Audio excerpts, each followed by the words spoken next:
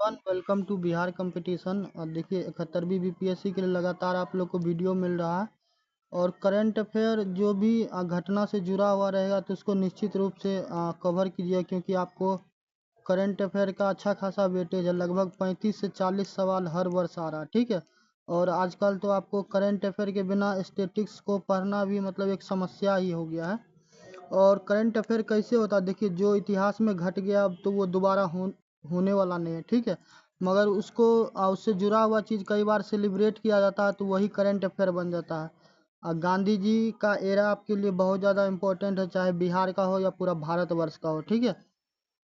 तो गांधी जी से जुड़ा हुआ या फिर वीर कुंवर सिंह जी से तो सवाल आता ही आता है, ठीक है। तो जो स्टेटिक है वो तो हम करवाएंगे नहीं, उसके लिए आपको क्या करना है, इसी चैनल पे जो हिस्ट्री वाला सेक्शन है, ठीक है, तो उसको हम आपको दिखा देते हैं, ठीक। तो आप वहाँ से क्या कीजिएगा, वो कर लीजिएगा। बाकी इससे जुड़ा हुआ जो करंट अफेयर है हम वो करवाएंगे। और यही कारण है कि ये सीरीज जो चल रहा है इसका नाम है बिगेस्ट रिवोल्यूशन 71st बीपीएससी, ठीक। तो एक एक करके देखते हैं और इसमें आपको हम और भी कुछ कुछ एक्स्ट्रा चीज़ है जो बताएंगे, जो शायद आपको करंट अफेयर में भी नहीं मिलेगा सामान्यतः, क्योंकि जनरली आदमी कवर नहीं करता रहता, ठीक है। इसको आदमी क्या करता है, नेगलेक्ट करके ही चलता है। तो चलिए आपको हम ले चलते हैं और दिखाते हैं एक एक करके। तो सबसे पहले आप लोग को एक चीज़ पाकिस्तान में क्या हुआ है ना, कि जो क्या नाम है, हमारे जो शहीद हैं, ठीक है, या फिर स्वतंत्रता सेनानी है जिनका नाम है भगत सिंह, तो उनको फांसी हुआ था। तो उस चीज़ को लेके पाकिस्तान में आपको कोर्ट में क्या हुआ है कि एफआईआर वगैरह दर्ज हुआ, ठीक है। तो थोड़ा सा देखेंगे कि पाकिस्तान में भी क्या पूरा मामला चल रहा है, क्योंकि भगत सिंह ना केवल उस टाइम में देखो, ना केवल भारत था इसका, बांग्लादेश भी हो या पाकिस्तान भी हो, सब हम लोग एक ही थे। बाद में 1947 में क्या होता है कि सब सेपरेट होता है, ठीक है। तो सबसे पहले एक एक करके हम क्या करते हैं, गांधी जी से ही चालू करते हैं। तो आप लोग को पता होगा गांधी जी जब साउथ अफ्रीका से वापस आए तो प्रवासी भारतीय दिवस आपको 2003 या फिर 2005 में सेलिब्रेट करना चालू किया गया, ठीक है। तो प्रवासी भारतीय दिवस मनाया गया है इस बार। तो प्रवासी भारतीय दिवस देख लीजिए, आपको ये करंट अफेयर में था तो इस कारण से महत्वपूर्ण हो जाता है, ठीक है। ये 8 तारीख का है न्यूज़। और ये आपको हम पीआईबी का आपको दिखा रहे हैं, क्योंकि सबसे ज़्यादा ऑथेंटिक हमको इसी का न्यूज़ लगता रहता है, क्योंकि ये भारत सरकार के द्वारा रिलीज किया गया, तो इसमें चाहे कुछ गलत हो या सही हो, ठीक है, गवर्नमेंट के हैंडल से है तो इस चीज़ पे आप भरोसा कर सकते हैं। तो प्रवासी भारतीय दिवस आपको मनाया जा रहा है, जो कि विश्व भर के लोग हैं। और प्रवासी कौन होता है, वो तमाम लोग जो भारत के वासी हैं मगर काम के वजह से किसी और भी वजह से विदेश जाते हैं, ठीक है। और फिर क्या करते हैं, वो वापस आ जाते हैं। तो है कि आपको यहाँ पे दी नेशनल हैज इंटर द अमृत काल। तो देखो अमृत काल के बारे में भी होगा तो किसी दिन हम बता देंगे। तो अमृत काल ऑफ द नेक्स्ट 5 ईयर, तो आने वाले 25 वर्षों तक आपको ये चीज़ सेलिब्रेट किया जाएगा। तो इसमें जो प्रवासी भारतीय हैं, ठीक है, तो जो प्रवासी भारतीय हैं पूरे विश्व भर के, तो उनके सम्मान के लिए या फिर वो लोग एक साथ आए तो इस चीज़ के लिए सेलिब्रेट किया जाता है। तो ये चीज़ हमारे प्रधानमंत्री जो हैं तो उनके द्वारा बोला गया है। अब आते हैं प्रवासी भारतीय दिवस। तो देखो प्रवासी भारतीय दिवस जो है, ये चीज़ याद रखना कि हर 2 वर्ष में एक बार मनाया जाता है, ठीक है। तो ये चीज़ याद रखिएगा, कई बार स्टेटमेंट में आपको पूछ देगा, तो हम नहीं चाहते किसी प्रकार का आपको समस्या हो। 9 जनवरी को आपको क्या किया गया है, सेलिब्रेट किया गया है, ठीक है। और इसमें क्या हुआ कि जो भी भारतीय थे तो फॉरेन वगैरह में रहते थे, तो विदेश में, तो वो लोग आए। तो देखो प्रवासी भारतीय दिवस जिसको पीबीडी कहते हैं, तो ये देखो भी बोले हुए थे कि 2005 या 2003। तो 2003 में पहली बार जो आ, भारत सरकार है उसके द्वारा ये चालू किया गया, जो हमारे पूर्व के प्रधानमंत्री थे जिनका नाम है अटल बिहारी वाजपेयी जी, ठीक है। तो अटल बिहारी वाजपेयी जी के याद में ये चीज़ चालू किया गया हुआ था, ठीक है। और इसमें जो भी ओवरसीज इंडियन कम्युनिटी है, जो भी हमारे भारतीय मूल के वासी हैं, ठीक है, तो उन सभी को इनवाइट किया जाता था, ठीक। तो इसके अलावा जो प्रवासी भारतीय दिवस है, तो इसमें आपको क्या किया गया कि जो मिनिस्ट्री ऑफ एक्सटर्नल अफेयर है, तो आप जानते होंगे कि जो एस रविशंकर जी हैं तो वो विदेश मंत्री हैं। ठीक है। तो उनके द्वारा भी कोशिश किया गया हुआ था, सहयोग दिया गया हुआ है, ठीक। तो इस बार का जो 18वां प्रवासी भारतीय दिवस 2025 में मनाया गया है, तो ये आपको कब से कब है कि 8 जनवरी से लेकर 10 जनवरी 2025, ठीक है। भुवनेश्वर जो कि आपको उड़ीसा में है, तो वहाँ पे सेलिब्रेट किया गया है। और इसका थीम याद रखना, ठीक है, थीम भी पूछता रहता है, डायस्पोरा कंट्रीब्यूशन टू विकसित भारत, ठीक है। तो जो भी प्रवासी हैं वो भारत के विकास में क्या कर रहे हैं, सहयोग कर रहे हैं, ठीक है। नेक्स्ट आते हैं आपको कि जो 1 से 8 जनवरी 2025 को, तो इसमें और भी कुछ कुछ प्रोग्राम था, जैसे कि यूथ प्रवासी भारतीय दिवस, ठीक है। तो ये ज्वाइंट इनॉग्रेशन हुआ, ठीक है, किनके द्वारा, जो एक्सटर्नल अफेयर मिनिस्टर हैं, ठीक है। कौन है, जो रविशंकर प्रसाद जी हैं, यहाँ पे इनका तस्वीर देखिए, ये रविशंकर जी प्रसाद हैं, सॉरी एस जयशंकर हैं। इसके अलावा the minister for youth affair and sport, तो इसमें कहीं ना कहीं एक और मिनिस्टर होंगे जो शायद, चलिए रहने दीजिए, नहीं नज़र आ रहे थे। तो ये सारा का सारा है। इसके अलावा जो आपको चीफ मिनिस्टर हैं उड़ीसा के, तो वो भी शामिल थे, ठीक है। तो ये सारा क्या कीजिएगा, आप लोग याद रखिएगा, करंट अफेयर में निश्चित रूप से पूछेगा। नेक्स्ट आते हैं कि 18वां जो ये प्रवासी भारतीय दिवस मनाया गया है, तो इसमें आपको एक चीज़ और जारी किया गया है कि प्रवासी भारतीय एक्सप्रेस, ये क्या है, ये आपको एक टूरिस्ट ट्रेन है, ठीक है। और ये ट्रेन आपको जो भी इंडियन डायस्पोरा होगा तो उनके लिए चालू करवाया गया है, जो दिल्ली में आपको निजामुद्दीन है, निजामुद्दीन रेलवे स्टेशन दिल्ली में, ठीक है। तो वहाँ से ये चीज़ क्या होगा कि आपको चालू होगा, ठीक है। And it would travel to multiple destination tourist and religious important place in India, तो भारत में जो महत्वपूर्ण क्या होगा, धार्मिक और जो घूमने वाला पर्यटन वाला स्थल होगा, तो वहाँ पे ये ट्रेन क्या होगा, जाएगा, ठीक है। नेक्स्ट आते हैं, देखो ये तो तीर्थ हो ही गया। इसके अलावा देखिएगा कि विश्व रूप राम, ठीक है। तो विश्व रूप राम क्या है, तो ये है एक यूनिवर्सल लेगेसी रामायण, ठीक है। जो रामायण है, तो रामायण के बारे में हो सकता है तो उसमें बताया जाएगा, ठीक है, कि किस प्रकार की चीज़ें रामायण में इंक्लूड था, ठीक है। नेक्स्ट आते हैं कि diaspora contribution to technology and विकसित भारत, तो जो भी डायस्पोरा फॉरेन में रहते हैं तो वो कहीं ना कहीं क्या कर रहे हैं, भारत के विज्ञान में भी सहयोग कर रहे हैं। इसके अलावा spread and evolution of Indian diaspora, तो ये सारा का सारा चीज़ इसमें है। आपका एक काम होगा कि जो उड़ीसा है, तो उड़ीसा में एक मंदिर है, ठीक है, जिसका नाम है कोणार्क सन टेम्पल, कोणार्क सूर्य मंदिर। तो आप क्या कीजिएगा, थोड़ा सा गूगल कीजिएगा, सर्च कीजिएगा, पता करने का कोशिश कीजिएगा कि उस मंदिर को किनके द्वारा निर्माण करवाया गया, ठीक है।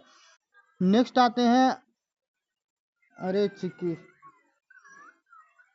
नेक्स्ट आते हैं आपको वैलिडिकेशन सेशन, ठीक है। तो इसमें क्या हुआ, 10 जनवरी को जो हमारे देश के माननीय राष्ट्रपति जी हैं द्रौपदी मुर्मू जी, तो आपको पता होगा उनके बारे में हम पूर्व में भी बताएं, वो संथाल कम्युनिटी से आती है, ठीक है। संथाल जो जनजातीय है भारत में, तो उनसे आती है, ठीक है। तो उनके द्वारा क्या किया गया, जो उड़ीसा है, ठीक है, तो वहाँ पे आपको प्रवासी भारतीय सम्मान अवार्ड भी क्या किया गया, प्रेजेंट किया गया, ठीक।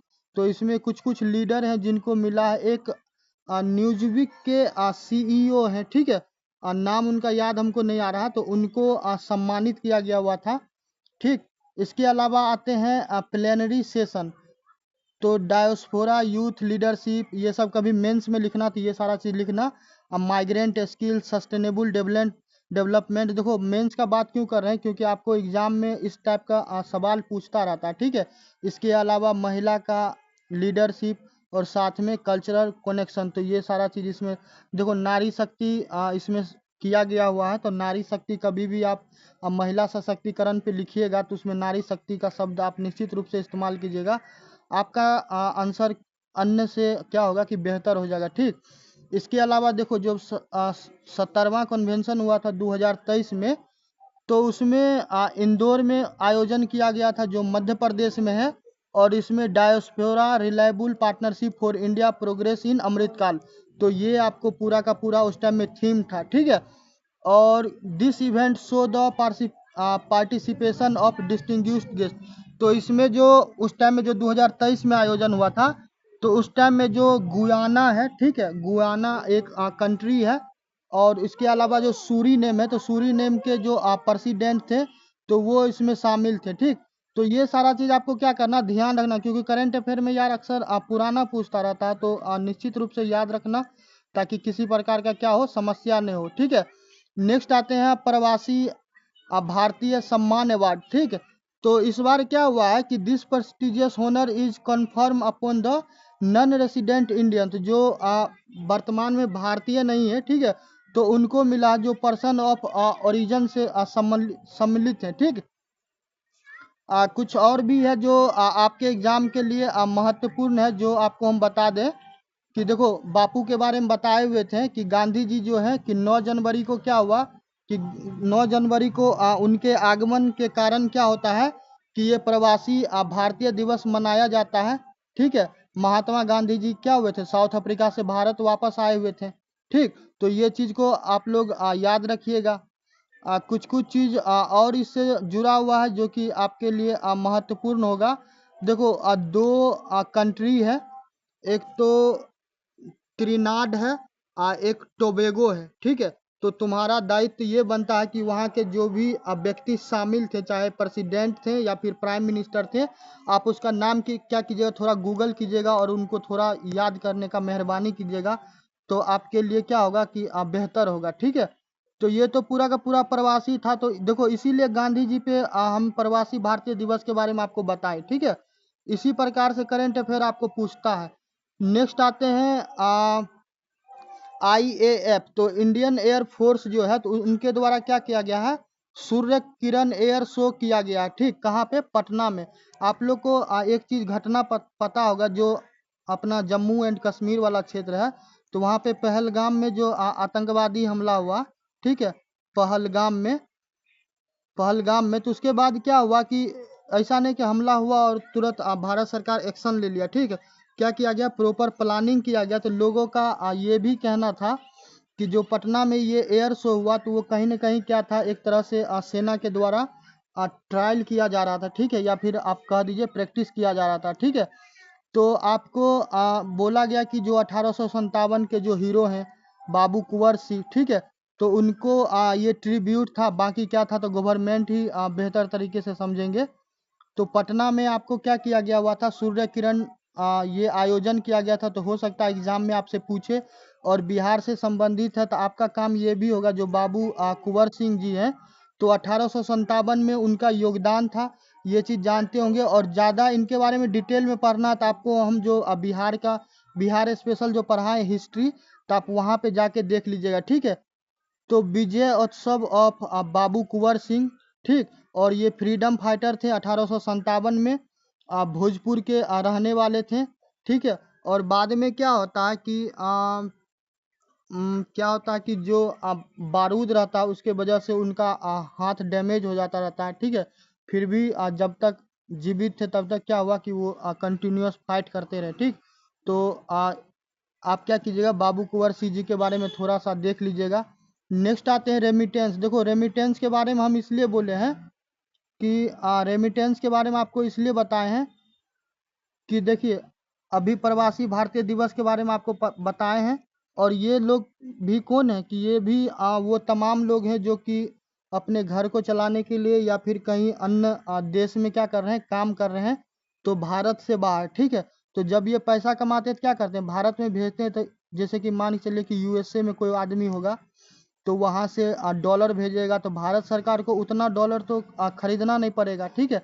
और नहीं तो ऐसे सामान्य क्या होगा कि भारत सरकार खरीदने जाएंगे, तो फिर वो हो सकता है आपको सामान्य से महंगा भी हो जाए, ठीक।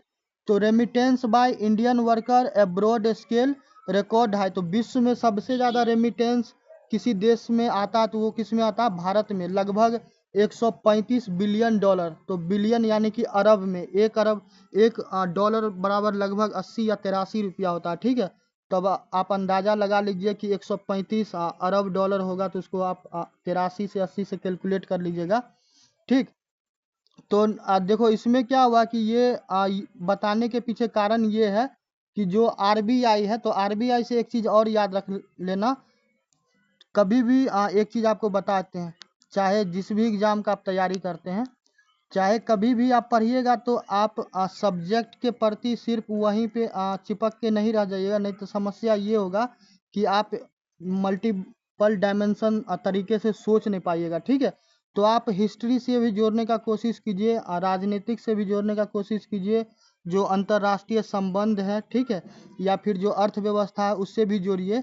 तो क्या होगा कि ना केवल आपके सोचने का भी तरीका बदलेगा, इसके अलावा किसी भी प्रकार से कोई भी सवाल पूछेगा तो आपको छूटेगा नहीं। ठीक, तो देखो आरबीआई के बारे में एक चीज़ बता देते हैं, रेमिटेंस के बारे में बताने से पूर्व, कि आरबीआई का 1935 में स्थापना हुआ था, क्योंकि आपको पता होगा कि उस टाइम में हम लोग गुलाम थे।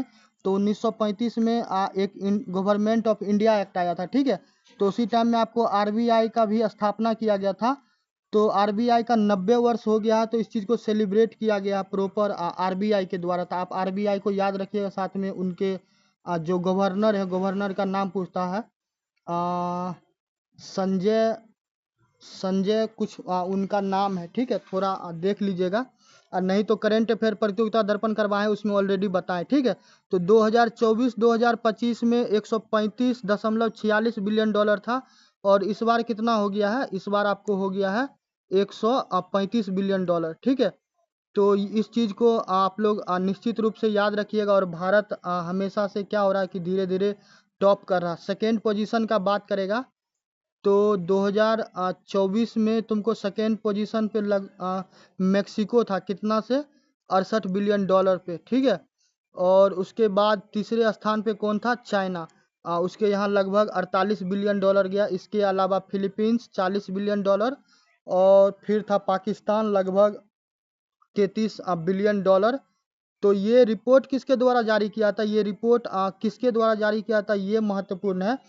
तो ये रिपोर्ट आपको विश्व बैंक के द्वारा जारी किया था। ठीक है, और विश्व बैंक से एक चीज़ और याद रखिएगा, जो एम पॉक्स है, जिसको मंकी पॉक्स कहते हैं, तो ये बीमारी भी चर्चा में था। ठीक, तो यही कारण है कि करंट अफेयर में मल्टीपल एंगल को हम आपको कनेक्ट कर देते हैं, ताकि किसी प्रकार से भी आपको सवाल पूछे तो सवाल छूटे नहीं। और एक चीज़ और बताते हैं, जब से आपको ये पगलापुर आया है 20 जनवरी को, ठीक है, डोनाल्ड ट्रंप, तो आपको पता है कि पूरा विश्व का ऐसी की तैसी कर दिया, और भारत भी इससे परे नहीं है।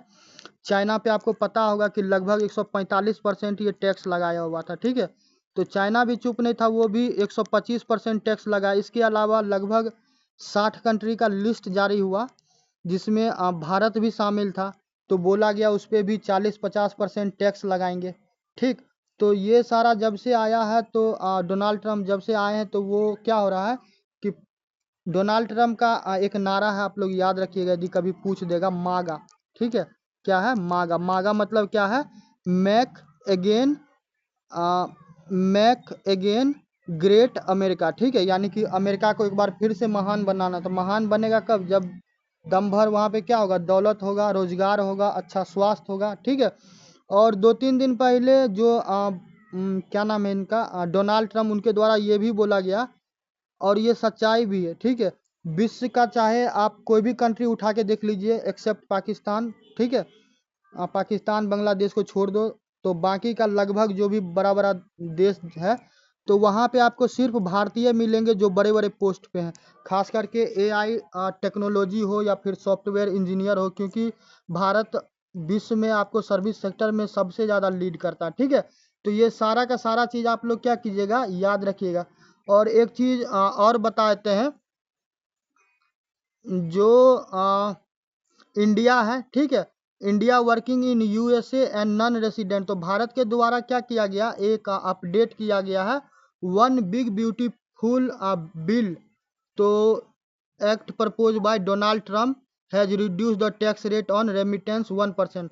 तो ये अमेरिका के द्वारा लाया गया हुआ। ठीक, तो देखो यूएसए को इससे पता नहीं बेनिफिट मिलेगा नहीं मिलेगा, वही जाने, मगर फिलहाल भारत बहुत वर्षों से कंटिन्यूस क्या हो रहा, लीड कर रहा। ठीक, थोड़ा सा आप इसके बाद देखो, इकोनॉमिक्स का टॉपिक हम हिस्ट्री में इसलिए इंक्लूड किए हैं, क्योंकि जब जो जोड़ के पूछता रहता है ना, तब ना तो टीचर के पास कोई जवाब रहता है, ना फिर स्टूडेंट का तो कोई बात ही नहीं।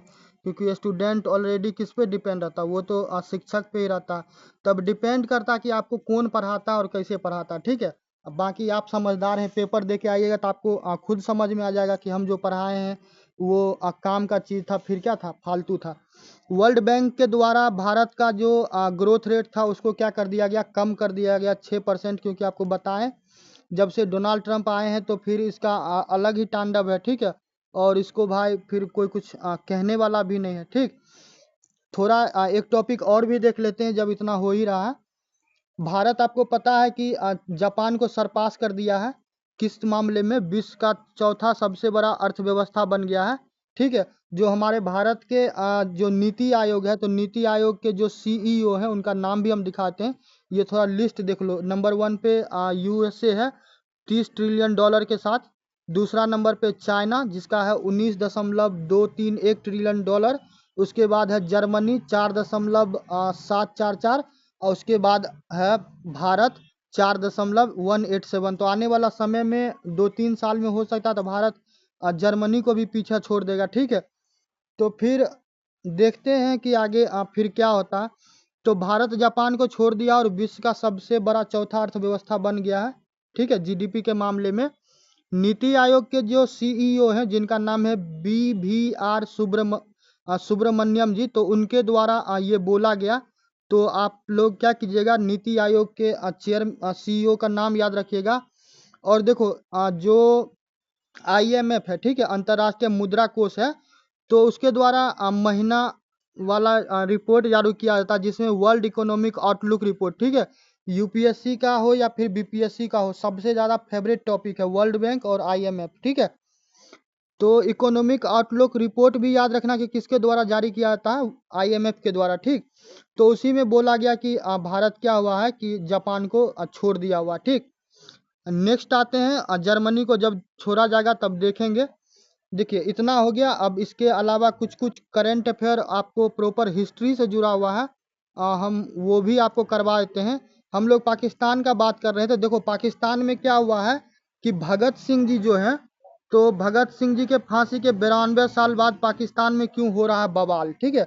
तो थोड़ा सा देख लो, क्योंकि पाकिस्तान में हुआ है तो हो सकता है कि आपको उतना ज़्यादा इसके बारे में जानकारी नहीं होगा, ठीक है, क्योंकि जनरली ये सब न्यूज़ आपको मिलता नहीं रहता, ठीक। तो पाकिस्तान में क्या हुआ कि जो भगत सिंह है तो उन पे ब्रिटिश शासन के खिलाफ साजिश रचने के आरोप में मुकदमा चलाया गया हुआ था भगत सिंह पे। और फिर राजगुरु सुखदेव के साथ 19 मार्च 1931 को फांसी दे दी गई, ये लिखा हुआ, ठीक है। भगत सिंह को पहले अंग्रेज ने क्या किया, उम्र कैद की सजा सुनाई, लेकिन बाद में मनगढ़ंत मामले में आरोपी बनाते हुए फांसी सुना दी। तो ये पूरा का पूरा पाकिस्तान का न्यूज़ है जो वहाँ पे पूरा कोर्ट में तांडव हो रहा था, ठीक है। वकील के द्वारा बहुत ज़्यादा वहाँ पे विवाद हुआ है, बवाल हुआ है। तो पूरा मामला देखते हैं कि आखिर है क्या, चल क्या रहा पाकिस्तान में।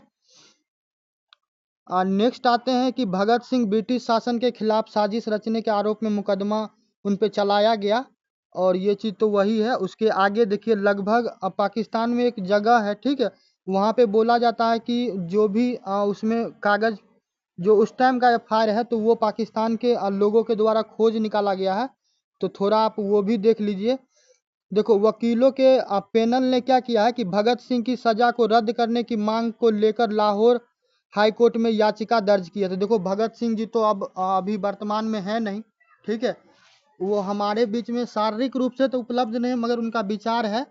तो पाकिस्तान में आपको जो पैनल है वहाँ पे क्या हुआ है कि लाहौर हाई कोर्ट में वकील जो है जिनका नाम है इम्तियाज रशीद कुरैशी, तो उन्होंने बताया है कि हाईकोर्ट ने भगत सिंह के मामले को दोबारा खोलने और इसकी तुरंत सुनवाई के लिए संवैधानिक बेंच का गठन पर आपत्ति जताई है, ठीक है। और अदालत ने कहा है कि ये मामला बड़ी बेंच के पास सुनवाई के लायक नहीं है, ठीक। तो ये पूरा का पूरा कंट्रोवर्सी चल रहा है। आगे बढ़ते हैं। आपको हम ये इसलिए बता रहे हैं कि ताकि, क्योंकि न्यूज़ में था, तो आप क्या कीजिएगा, आप इसके बारे में पढ़िएगा। भगत सिंह के बारे में हो सकता है आपसे पूछ लिया जाए, ठीक है।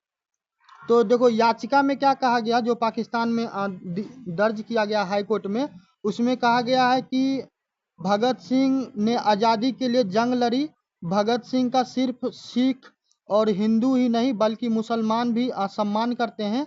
और पाकिस्तान के जो संस्थापक हैं तो मोहम्मद अली जिन्ना के बारे में भी थोड़ा सा पढ़ लेना, ठीक है। क्योंकि जिन्ना तो 1940 में क्या हुआ कि वो थोड़ा क्या होता कि वो थोड़ा डिस्टर्ब हो जाता है, मगर उससे पूर्व जिन्ना भी आज़ादी में फाइट कर रहा था, ठीक है। तो पाकिस्तान के जो संस्थापक हैं मोहम्मद अली जिन्ना, तो वो 2 बार सेंट्रल असेंबली में अपने भाषण के दौरान क्या हुआ, भगत सिंह को श्रद्धांजलि दिए हुए थे, ठीक है। तो कुरैशी ने दलील दी है कि जो राष्ट्रीय मामला का जो महत्व है तो ये इससे जुड़ा हुआ, ठीक है। और यह भी दावा किया जा रहा है कि ब्रिटिश अधिकारी जॉन सेंडर्स की हत्या की एफआईआर में, ठीक है, एफआईआर में भगत सिंह का नाम नहीं था। तो अब देखो, अब पता नहीं किस बुनियाद पे ये लोग कह रहे हैं। इसके अलावा ये भी बताया गया है कि 1 दशक पहले कोर्ट के आदेश पर क्या हुआ, जो लाहौर का पुलिस है, ठीक है, तो अनारकली थाना है पाकिस्तान में, ठीक है, पाकिस्तान में लाहौर है, वहाँ पे अनारकली थाना है। तो वहाँ पे रिकॉर्ड को खंगाला गया, तो सेंडर्स की हत्या के मामले में जो एफआईआर दर्ज हुआ था ना, तो उसको ढूंढ निकाला गया पाकिस्तान में, ठीक है। और वो उर्दू में लिखी गई है। एफआईआर 17 दिसंबर 1928 को शाम को 4:30 पे 2 अज्ञात बंदूकधारी के खिलाफ अनारकली थाना में एफआईआर हुआ था, ठीक है। कब? 1928 में। तो उस समय से मामला आईपीसी की धारा 302, 120 और 109, देखो भारत पाकिस्तान में आईपीसी ही चलता है। अभी वर्तमान में ना भारत में बीएनएस आ गया, तो ये चीज बदल गया, ठीक है। तो ये सारा का सारा मामला है। तो उन लोग देखो, भारत में भी एक चीज बहुत घटिया व्यवस्था था, ठीक है।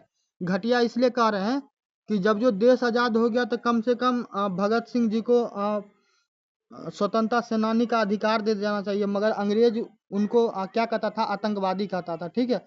और स्वाभाविक है, जो भी भारतीय था वो आतंकवादी ही होता, इसलिए क्योंकि हम लोग अंग्रेज के खिलाफ लड़ रहे थे। मगर भारत में भी बहुत दशकों तक क्या किया गया, उनको वो खोया हुआ सम्मान नहीं दिया गया, ठीक।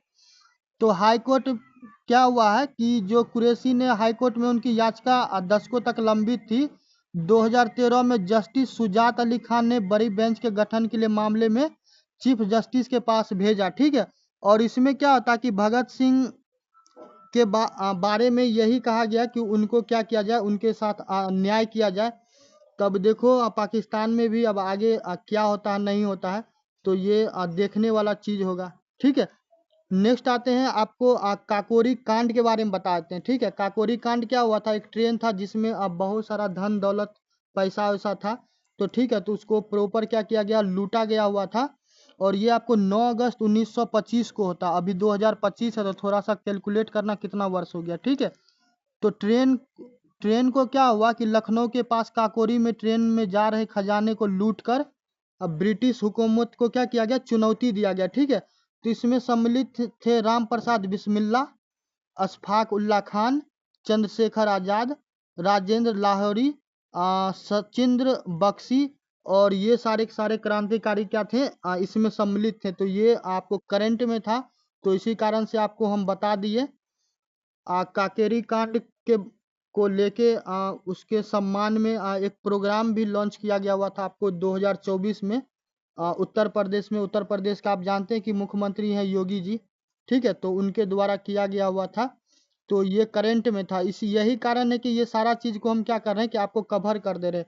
और एक चीज और है कि आप लोग को पता होगा कि जो जलियांवाला बाग है, 13 अप्रैल 1919 के आसपास क्या हुआ था कि जो सत्यपाल और किलूची जी थे, ठीक है, तो उनका गिरफ्तारी हुआ, जो अपना पंजाब है, ठीक है। तो वहाँ पे अमृतसर में क्या हुआ कि अमृतसर में जलियांवाला बाग है, ठीक है, एक फील्ड है, ग्राउंड है। तो वहाँ पे क्या हुआ कि बहुत लोग विरोध कर रहे थे, और वहाँ पे जनरल ओडायर क्या करता है कि जनरल ओडायर वहाँ पे ओपन फायर का आदेश दे देता है, ठीक है। और उसमें बहुत सारा लोग मारा गया, गोली तब तक चलाया गया जब तक क्या हुआ कि बंदूक में एक एक बुलेट नहीं खत्म हो गया, ठीक है। तो बहुत लोग मारे गए। तो उसी के कारण क्या हुआ था कि आपको जलियांवाला बाग जो हुआ, तो जो आपको क्या नाम है कि रविंद्रनाथ टैगोर जी हैं, तो रविंद्रनाथ टैगोर जी क्या किए, जो उनको नाइट उनको क्या हुआ था, जो नाइटहुड का अवार्ड दिया गया था 2015 में, तो वो क्रोधित होकर क्या किए कि 1919 में वापस कर दिए। और ये सारा चीज हम आपको क्यों बता रहे हैं कि वर्तमान में जो टाटा है, टाटा ग्रुप के जो चेयरमैन है जिनका नाम है एन चंद्रशेखर जी, तो उनको क्या हुआ है कि जो इंग्लैंड है, इंग्लैंड में आपको नाइटहुड, यूके नाइटहुड से सम्मानित किया गया, ठीक है, the most excellent order of the British Empire, ठीक है। तो ये आपको चर्चा में तो हो सकता है आपको रविंद्रनाथ टैगोर जी से, जलियांवाला बाग से, ठीक है, और रविंद्रनाथ जी का गीतांजलि है, इस सारा चीज को याद रखिएगा। एक चीज और याद रखना, जो रविंद्रनाथ जी टैगोर से जुड़ा हुआ शांति निकेतन है, जो आपको शायद कलकत्ता में है, थोड़ा देखिएगा चेक करके, तो उसको यूनेस्को के लिस्ट में भी शामिल किया गया, ठीक। तो यही कारण है कि इतना सारा चीज को हमको कवर करना पड़ता है कि ताकि आपको छूटे कुछ भी नहीं। और एक चीज और याद रखिएगा, लगभग 8 या 9 अक्टूबर को, ठीक, जो टाटा ग्रुप के जो चेयरमैन थे रतन जी टाटा टाटा, तो उनका निधन हो गया, ठीक है। तो ये सारा चीज क्या करना आपको याद रखना है, और आप एग्जाम दे के आइएगा, कोई भी टॉपिक कीजिएगा, ठीक है, फिर आप हमको बोलिएगा कि आपका किसी टॉपिक से सवाल क्या हुआ है, छूट गया, ठीक। ये देखो, अब वही है, रविन्द्रनाथ टैगोर जी को क्या हुआ था कि नाइटहुड का उपाधि मिला हुआ था, और 1919 में क्या हुआ कि जलियांवाला कांड हुआ, तो उससे क्रोधित होकर क्या करते हैं, वो वापस कर देते हैं, ठीक है। तो ये था आज का आपको जो भी, और ये जलियांवाला बाग का देखो वहाँ पे तस्वीर है, जो कभी अमृतसर जाएगा तो वहाँ पे तुमको देखने के लिए मिल जाएगा। आज भी उसको उस क्षेत्र को क्या किया गया है, संरक्षित करके रखा गया, ठीक है।